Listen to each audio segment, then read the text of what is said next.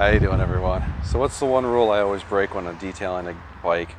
It's never touch another man's bike. It's an unwritten rule that I break every time I detail a bike. I have to move the bike around when I'm detailing them, so I really don't have much of a choice. And if you're unfamiliar with bikes or bike culture, you can easily scratch the paint or have it fall over, causing thousands of dollars of damage. So hopping on a guy's bike is a no-no. Even asking sometimes is actually frowned upon. And like this Harley, many bikes that I see in the shop, they can be heavy. And once they start to tip, it's usually game over and the motorcycle's going down. And there's not much you can do to stop it. So I still need to be really careful when I'm moving them around. And bikes are amazing machines. With all these little places for dirt and grime to hide, this Harley was no exception. And if you ride one of these bikes, you know the forks, especially the front fairing, it gets riddled with bugs. So now that we coated it, the owner won't worry about bug guts etching this beautiful black paint.